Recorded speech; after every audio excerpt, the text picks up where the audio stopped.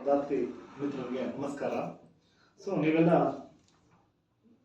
ಗ್ರಾಮ ಆಡಳಿತಾಧಿಕಾರಿ VAO ಹುದ್ದೆಗೆ ಭಾಳ ದಿನದಿಂದ ಕಾಯ್ತಾ ಇದ್ರಿ.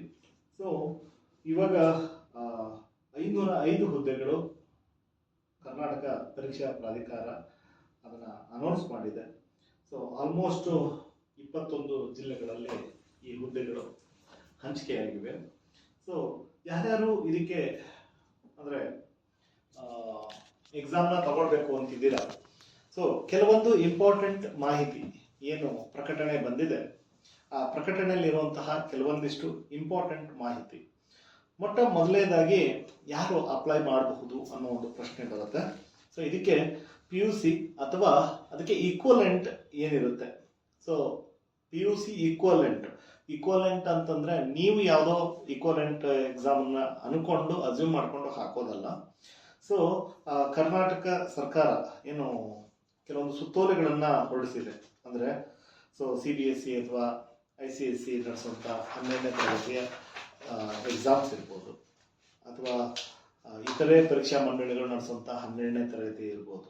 ಹೀಗೆ ಅಂದ್ರೆ ರೆಕಗ್ನೈಸ್ಡ್ ಏನಿರುತ್ತೆ ಅದನ್ನ, ಅಥವಾ ಈ 2 ವರ್ಷಗಳ ITI ಕೋರ್ಸ್ ಅಭ್ಯರ್ಥಿಗಳು, ಓಕೆ, ಹಾಗೆ NIOS ನಿಂದ ನಡೆಸುವಂತಹ ಭಾಷಾ ಕೋರ್ಸು ಅಪಿಯರ್ ಆಗಿರಬೇಕು. ನೀವು ನೋಡ್ಕೋಬೇಕು. ಸುಮ್ಮನೆ ಈಕ್ವಲೆಂಟ್ ಅಂತ ತಕ್ಷಣ ಯಾವುದೋ ಒಂದು ಅಂತಲ್ಲ. ನಿಮಗೆ ನೋಟಿಫಿಕೇಶನ್ನಲ್ಲಿ ಅಥವಾ ಇಲ್ಲಿ ಡಿಸ್ಪ್ಲೇ ಆಗ್ತಾ ಇರುತ್ತೆ. ಯಾರ್ಯಾರು ಅದಕ್ಕೆ ಹಾಕ್ಬೋದು. PUC ಆರ್ ಈಕ್ವಲೆಂಟ್, ಅದನ್ನು ನೀವು ಗಮನದಲ್ಲಿಟ್ಕೋಬೇಕು. ಎರಡನೇದು, ಎಷ್ಟು ಏಜ್, ಅಂದರೆ ಯಾವ ಏಜ್ನವರು ಇದಕ್ಕೆ ಅಪ್ಲೈ ಮಾಡಬಹುದು ಅನ್ನೋ ಒಂದು ಪ್ರಶ್ನೆ ಬಂದಾಗ, ಸಾಮಾನ್ಯ ಅರ್ಹತೆಯವರು 40 ವರ್ಷದವರೆಗೂ ಕೂಡ ಅಂದರೆ 40 ವರ್ಷ ಕ್ರಾಸ್ ಆಗಿರಬಾರ್ದು, ಅಪ್ಲೈ ಮಾಡಬಹುದು.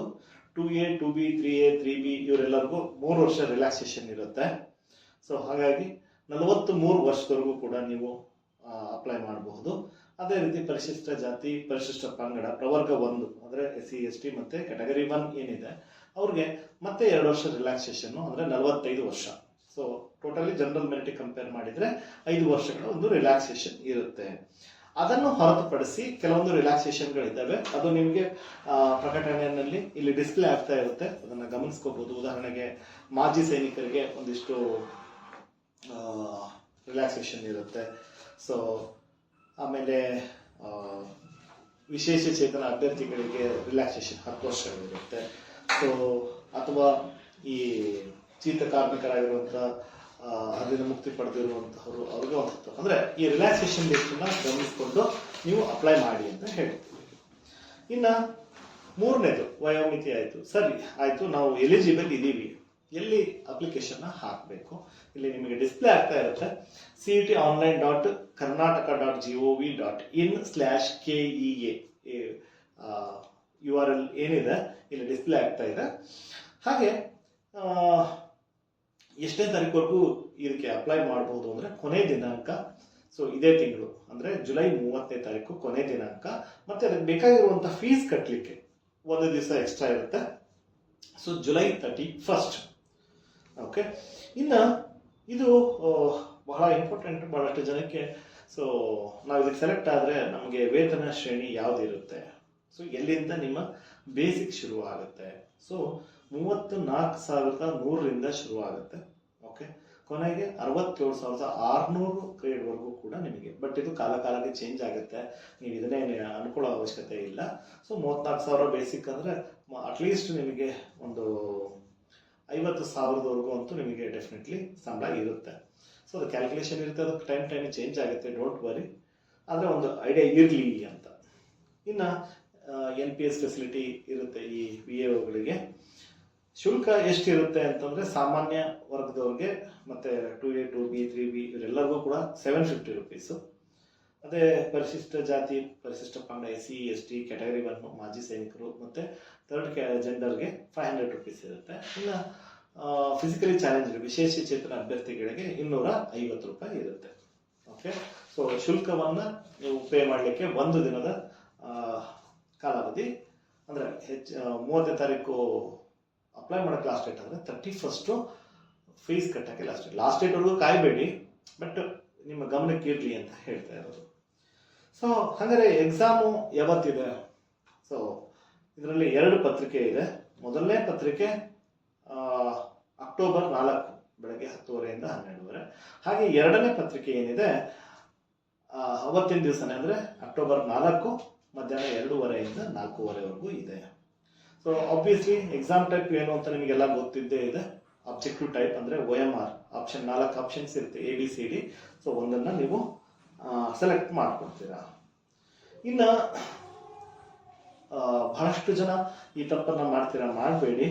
ಸೊ ಏನಪ್ಪ ಅಂತಂದರೆ ಕನ್ನಡ ಭಾಷಾ ಪರೀಕ್ಷೆಯನ್ನು ಕೆಲವೊಬ್ರು ಕನ್ಫ್ಯೂಷನ್ ಮಾಡಿಕೊಂಡು ಸೊ ತಗೊಳ್ಳೋದಿಲ್ಲ, ತಾವು ಎಲಿಜಿಬಲ್ ಇದ್ದಾರೋ ಇಲ್ಲೋ ಚೆಕ್ ಮಾಡೋದಿಲ್ಲ, ಆಮೇಲೆ ಒದ್ದಾಡ್ತಾರೆ.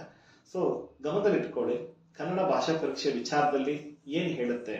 ಅಭ್ಯರ್ಥಿಯು ಕರ್ನಾಟಕ ಪ್ರೌಢಶಿಕ್ಷಣ ಪರೀಕ್ಷಾ ಮಂಡಳಿ ನಡೆಸುವ SSLC ಪರೀಕ್ಷೆಯಲ್ಲಿ ಅಥವಾ ರಾಜ್ಯ ಸರ್ಕಾರವಾದಕ್ಕೆ ತತ್ಸಮಾನವೆಂದು ಘೋಷಿಸಿದ ಯಾವುದೇ ಪರೀಕ್ಷೆಯಲ್ಲಿ ಅಥವಾ SSLCಗಿಂತ ಉನ್ನತ ಮಟ್ಟದ ಪರೀಕ್ಷೆಯಲ್ಲಿ ಕನ್ನಡ ವಿಷಯವನ್ನು ಪ್ರಥಮ ಮತ್ತು ದ್ವಿತೀಯ ಭಾಷೆಯಾಗಿ ಅಭ್ಯಸಿಸಿದ್ದರೆ ಅಥವಾ ಕನ್ನಡ ಮಾಧ್ಯಮದ ಅಧ್ಯಯನ ಮಾಡಿ ಇಂತಹ ಪರೀಕ್ಷೆಗಳನ್ನು ಪಾಸು ಮಾಡಿದ್ದರೆ ಅಥವಾ ಆಯೋಗ ಅಥವಾ ಇನ್ನಿತರ ಯಾವುದೇ ಆಯ್ಕೆ ಪ್ರಾಧಿಕಾರವು ಈ ಹಿಂದೆ ನಡೆಸಿದ ಕನ್ನಡ ಭಾಷೆಯ ಪರೀಕ್ಷೆಯಲ್ಲಿ ಅಂದರೆ ಕಡ್ಡಾಯ ಕನ್ನಡ ಪರೀಕ್ಷೆ ಉತ್ತೀರ್ಣರಾಗಿದ್ದರೆ ಅಂತಹ ಅಭ್ಯರ್ಥಿಗಳಿಗೆ ವಿನಾಯಿತಿ ನೀಡಲಾಗುತ್ತದೆ. ಸೊ ಅದಿದ್ರೆ ಮಾತ್ರ ನೀವು ಸೆಲೆಕ್ಟ್ ಮಾಡಬೇಕು, ಹೌದು ನಾನು ಕಡ್ಡಾಯ ಕನ್ನಡ ಪರೀಕ್ಷೆಯನ್ನು ಅಪಿಯರ್ ಆಗೋದಿಲ್ಲ ಅಂತ. ಒಂದು ವೇಳೆ ಅದಿಲ್ಲ ಅನ್ನೋದಾದರೆ ನೀವು 150 ಮಾರ್ಕ್ಸ್ಗೆ ಒಂದು ಕಡ್ಡಾಯ ಕನ್ನಡ ಪರೀಕ್ಷೆಯನ್ನು ತಗೊಳ್ಬೇಕಾಗತ್ತೆ. ಅದರಲ್ಲಿ ಕನಿಷ್ಠ 50 ಅಂಕಗಳನ್ನು ನೀವು ತಗೊಳ್ಳೇಬೇಕಾಗತ್ತೆ. ಸೊ ಈ ಕನ್ನಡ ಭಾಷಾ ಪರೀಕ್ಷೆನಲ್ಲಿ ಕೆಲವರು ರೆಡೌಟ್ ಮಾಡ್ಕೋತಾರೆ, ಹಾಗಾಗಿ ಕ್ಲಾರಿಟಿ ಇಟ್ಕೊಳ್ಳಿ. ಸೊ ನೀವು ಎಲಿಜಿಬಲ್ ಇದ್ದೀರೋ ಇಲ್ವೋ, ಓಕೆ. ಒಂದು ವೇಳೆ ಎಲಿಜಿಬಲ್ ಇದ್ದು ಮತ್ತೆ ನೀವು ಬರೆದ್ರೆ ಏನು ತೊಂದರೆ ಏನಿಲ್ಲ, ಆ ಥರದ್ದು ಅದಕ್ಕೂ ಗಾಬರಿ ಪಟ್ಕೊಳ್ಳೋರಿದ್ದೀರಾ. ಸೊ ಇನ್ನು ಸಿಲೆಬಸ್ ವಿಚಾರದಲ್ಲಿ 2 ಪೇಪರ್ ಇದೆ ಅಂತ ನಿಮ್ಗೆ ಎಲ್ಲರಿಗೂ ಗೊತ್ತಿದೆ.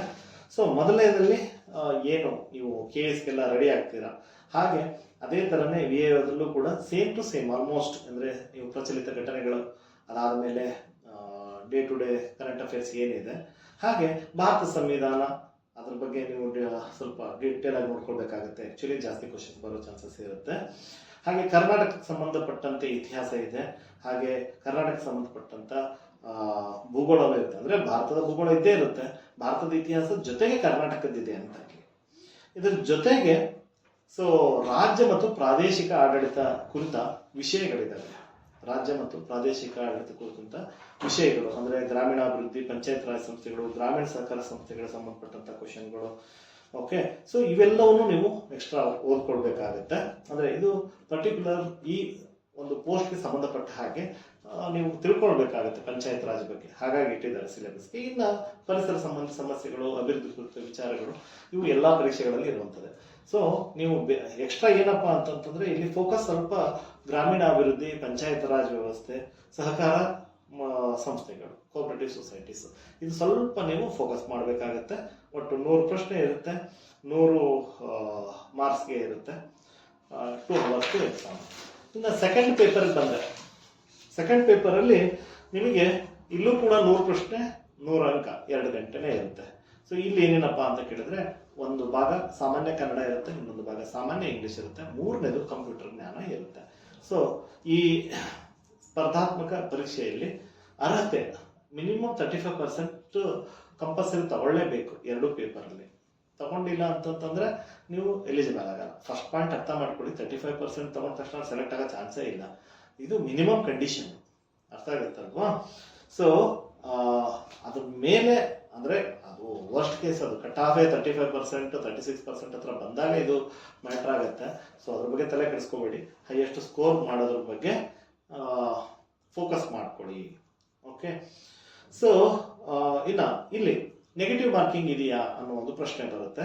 ಸೊ ಇಲ್ಲಿ 25% ಅಂದರೆ 4 ಪ್ರಶ್ನೆಗಳು ತಪ್ಪು ಮಾಡಿದರೆ 1 ಸರಿ ಅಂಕದ ಸರಿ ಮಾಡಿರುವಂಥ ಪ್ರಶ್ನೆ ಅಂಕ ಹೋಗುತ್ತೆ. ಸೊ ನೆಗೆಟಿವ್ ಮಾರ್ಕಿಂಗ್ ಇದೆ. ಸೊ ಇನ್ನು ಉಳಿದಂತಹ ಅರ್ಹತಾ ಷರತ್ತುಗಳು ಅವೆಲ್ಲ ನೀವು ಪ್ರಕಟಣೆಯಲ್ಲಿದೆ ಅಂತ ನೋಡ್ಕೊಳ್ಳಿ.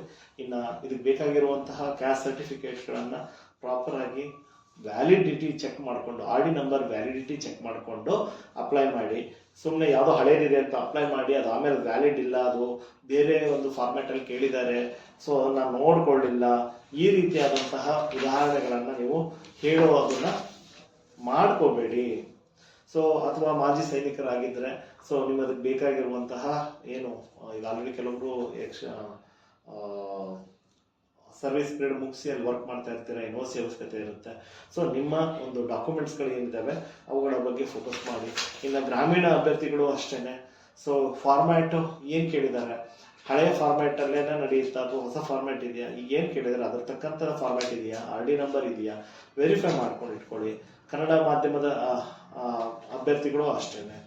ಸೊ ಇನ್ನು ಫಿಸಿಕಲ್ ಚಾಲೆಂಜ್ಗಳು ಕೂಡ ಸೊ ಯಾವ ಫಾರ್ಮ್ಯಾಟಲ್ಲಿ ಕೇಳಿದ್ದಾರೆ ನೀವು ಅದನ್ನೇ ತಗೊಂಡಿದ್ದೀರಾ, ಯಾಕಂದರೆ ಸೆಂಟ್ರಲ್ ಫಾರ್ಮ್ಯಾಟ್ ಬೇರೆ, ಸ್ಟೇಟ್ ಫಾರ್ಮ್ಯಾಟ್ ಬೇರೆ ಇರುತ್ತೆ. ಸೊ ಅವನ್ನೆಲ್ಲ ನೀವು ಗಮನದಲ್ಲಿ ಇಟ್ಕೋಬೇಕು. ಅದರಲ್ಲಿ ಒಂದು ಪ್ರಮಾಣ ಪತ್ರಕ್ಕೆ ಬೇಕಾಗಿರುವಂತಹ ಒಂದು ಸಂಖ್ಯೆ ಏನಿರುತ್ತೆ, ರಿಜಿಸ್ಟರ್ ಸಂಖ್ಯೆ, ಅದು ಬಹಳ ಮುಖ್ಯ ಆಗುತ್ತೆ.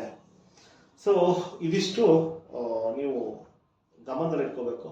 ಹಾಗೆ ಅಪ್ಲೋಡ್ ಮಾಡಬೇಕಾದ್ರೆ ಈ ಫೋಟೋಗಳನ್ನು ತಪ್ಪಾಗಿ ಅಪ್ಲೋಡ್ ಮಾಡೋದು, ಸೈನ್ಗಳನ್ನ ತಪ್ಪಾಗಿ ಅಪ್ಲೋಡ್ ಮಾಡೋದು ಅಥವಾ ಶ್ರಿಂಕ್ ಮಾಡಿ ಅಪ್ಲೋಡ್ ಮಾಡೋದು ತಪ್ಪುಗಳು ಮಾಡಬೇಡಿ. ನಿಮ್ಮ ಕಣ್ಣಿಗೆ ಕಾಣುತ್ತೆ ಅವ್ರು ಏನು ಹೇಳಿದ್ದಾರೆ ಫಾರ್ಮ್ಯಾಟು, ಆ ಫಾರ್ಮ್ಯಾಟಲ್ಲಿ ಪ್ರಾಪರ್ ಆಗಿ ಅಪ್ಲೈ ಮಾಡಿ.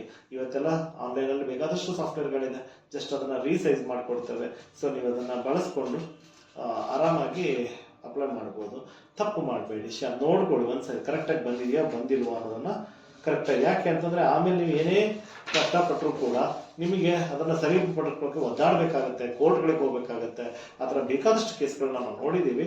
ಸೊ ಅದಕ್ಕೋಸ್ಕರ ಹೇಳ್ತಾ ಇರೋದು, ದಯಮಾಡಿ ನೀವು ತುಂಬಬೇಕಾದ್ರೆ ಮಾಹಿತಿಯನ್ನು ಸರಿಯಾಗಿ ಹಾಕಿ ಮತ್ತು ಅವ್ರು ಕೇಳಿರುವಂಥ ಫಾರ್ಮ್ಯಾಟ್ಗಳಲ್ಲಿ ಹಾಕಿ. ಸೊ ಇದಿಷ್ಟು ಈ ಎಕ್ಸಾಮ್ ಬಗ್ಗೆ. ಸೊ ಐ ಹೋಪ್ ಆದಷ್ಟು ಬೇಗ ಅಪ್ಲೈ ಮಾಡಿ. ಅಕ್ಟೋಬರ್ 4ಕ್ಕೆ ಎಕ್ಸಾಮ್ ಇದೆ. So I wish you all the best. Application ಆದಮೇಲೆ ನಿಮಗೆ ಗೊತ್ತಿದೆ ಇಲ್ಲಿ ನಾವು ಏನು ರ್ಯಾಂಕೋರಾ ಪ್ರೋಗ್ರಾಮ್ ಮಾಡ್ತಾ ಇದ್ದೀವಿ, sure short clearing of the exam, ಡೌಟೇ ಬೇಡ. ಸೊ ಆ ಒಂದು ರ್ಯಾಂಕೋರಾ ಪ್ರೋಗ್ರಾಮಲ್ಲಿ VA ಕೂಡ ನಾವು ಆ್ಯಡ್ ಮಾಡಿದ್ದೀವಿ. ಸೊ ಅದಕ್ಕೆ ಬೇಕಾಗಿರುವಂತಹ ಪ್ರಿಪ್ರೇಷನ್ನು ನೀವು ಪರ್ಫೆಕ್ಟ್ ಆಗೋವರೆಗೂ ನಾವು ಮಾಡಿಸ್ತೀವಿ. ಸೊ ಆ ಒಂದು ರ್ಯಾಂಕೋರಾ ಪ್ರೋಗ್ರಾಮ್ ಏನಿದೆ ಸೊ ಅದನ್ನು ನೀವು ಜಾಯ್ನ್ ಆಗ್ಬೋದು ಮತ್ತು ಅದ್ರ ಬೆನಿಫಿಟ್ನ ತಗೊಳ್ಬೋದು. ಸೊ 100% ವರ್ಕ್ ಮಾಡ್ತೀನಿ ಅನ್ನೋರು ಆ ಪ್ರೋಗ್ರಾಮ್ನ ತಗೊಳ್ಳಿ. ಯಾಕಂತಂದರೆ ಅದು ಸುಮ್ಮನೆ ನಾನು ನಾನ್ ಸೀರಿಯಸ್ ಆಗಿ ಇಟ್ಕೊಂಡು ಟೈಮ್ ಪಾಸಿಂಗ್ ನಾನು ಮಾಡ್ತೀನಿ ಅಂತಂದರೆ ಆಗುವಂಥದ್ದಲ್ಲ. ಬಟ್ 100% ನಾನು ಫಾಲೋ ಮಾಡ್ತೀನಿ. ಸೊ ನನಗೆ ಒಂದು ಸಿಸ್ಟಮ್ ಬೇಕು ಈ ಥರದ್ದು ಅಂತ ಇತ್ತು ಅಂದರೆ ದಯಮಾಡಿ ಅದನ್ನು ಅಟೆಂಡ್ ಮಾಡ್ಕೊಳ್ಳಿ. ಅದರಿಂದ ನಿಮಗೆ 100% ಸೆಲೆಕ್ಷನ್ ಆಗುತ್ತೆ, ಆ ನಂಬಿಕೆ ನನಗಿದೆ. ಯಾಕೆ ಅಂತಂದರೆ ಬಿಫೋರ್ ಎಕ್ಸಾಮ್ ಅದು ರಿಸಲ್ಟ್ ನಿಮಗೆ ಹೇಳುತ್ತೆ. So I hope you will use the facilities to the full extent. ಹೇಗೆ ಏನು ಅದ್ರ ಬಗ್ಗೆ ಸಪ್ರೇಟ್ ವಿಡಿಯೋ ಇದೆ, ಯಾವ ರೀತಿ ರ್ಯಾಂಕೋರ ವರ್ಕ್ ಆಗ್ತಿದೆ ಅಂತ ಹೇಳ್ಬಿಟ್ಟು. ಸೊ ನೀವು ಅದನ್ನು ತಗೊಳ್ಳಿ, ಮತ್ತು ತುಂಬ ಅಫೋರ್ಡಬಲ್ ಇದೆ. ಸೊ ನಿಮಗೆ ಕೇವಲ 5,000 ರೂಪಾಯಿಗೆ ಒಂದು ತಿಂಗಳಲ್ಲಿ ನಿಮ್ಮನ್ನು ಮಾಸ್ಟರ್ ಮಾಡುವಂಥ ಒಂದು ಕೆಲಸವನ್ನು ನಾವು ಮಾಡ್ತೀವಿ. So I wish you all the best. Thank you.